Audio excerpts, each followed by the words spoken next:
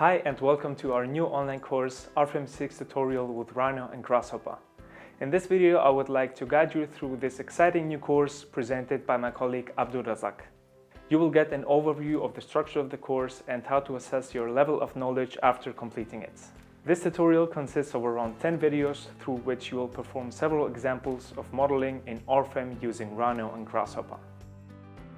Starting with a rather simple continuous beam, you will learn the basic functions which you will then apply to the more complex examples such as space trusses and membrane structures.